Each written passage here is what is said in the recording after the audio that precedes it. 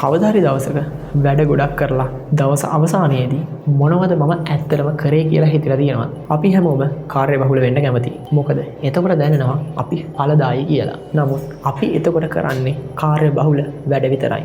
මේවා වැඩ ගොඩක් වගේ පෙවුනත් ඇත්තටම අපේ අරමුණට මේවා බලපෑමක් ඇති කරන්නේ නැහැ. මේක තමයි කාර්යබහුල වැඩවලින් ලැබෙන ඵලදායීතාවයේ මිත්‍යාව. මේ උගුලෙන් අපේ වටිනා කාලය අඩු වෙනවා වගේම අපේ සැබෑ ඵලදායීතාවය අඩු වෙනවා. මේ උගුලත් ඇත්තටම භයානකයි. මොකද වැඩ ගන්න කර නැති වැඩවලට වැඩි කාලයක් ගත වෙනවා. ඒ නිසා ඇත්තටම වැදගත් වැඩවලට කාලය ඉතිරි වෙන්නේ නැහැ. ඔබ දවස පුරාම වැඩ කරත් ඔබේ ඉලක්ක කරා යන්න සැබෑ ප්‍රගතියක් ඔයාලට ලැබෙන්නේ නැහැ. අනවශ්‍ය වැඩ කරනකොට අපි මානසිකව මාරම විදියට වෙහෙසටපත් වෙනවා. දවස අවසානයේදී Tamanට කිසිම දෙයක් කරන්න බැරි වුණා කියලා දැනෙනකොට ඇත්තටම මාරම කලකිරීමක් මෙතනදී ඇති වෙනවා. උදාහරණයක්. ඔබ වැදගත් වැඩක් කරනවා වෙනුවට ඔයාගේ ඊමේල් ඉන්බොක්ස් එකේ පරණ Gmails පරණ කියන්නේ සෑහෙන පරණ Gmails ඕගනයිස් කර කර ඉන්නවා. ඒකෙන් ඔයාට දැනෙන්න පුළුවන් ඔයා වැඩක් කරනවා කියලා.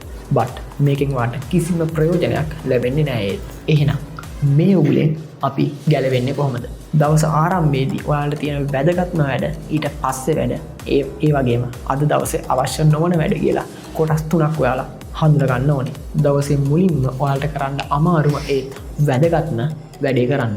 ඔබේ අරමුණට අදාළ නැති වැදගත් කර නැති වැඩවලින් අයින් වෙන්න ඕනේ. වැඩක් කරන හැම වෙලේම ඇයි කියන ප්‍රශ්නය ඔයාලා ළඟ තියාගන්න. වැඩක් කරන්න කලින් මේක කරන්නේ ඇයි? මේකෙන් මොනවද මට ලැබෙන ප්‍රයෝජන කියලා පොඩ්ඩක් හිතලා බලන්න. ඔබේ ඵලදායීතාවය කියන්නේ වැඩ ගොඩක් කරන එකම නෙමෙයි. ඒක වැදගත්ම වැඩ ටික හොඳින් සාර්ථකව කරන එක. අද ඉඳන් ඔයාගේ කාලය නිකරුණේ නාස්ති නොකර සැබෑ ඵලදායී වැඩවලට විතරක් ඔයාගේ වටිනා කාලය යොමු කරන්න. මේ වීඩියෝ එක ඔයාලට වැදගත් වුණා කියලා හිතනවා නම් subscribe කරන්න, share කරන්න, ඒ වගේම මේ ගැන comment එකකුත් දාගෙන යන්න අමතක කරන්න එපා.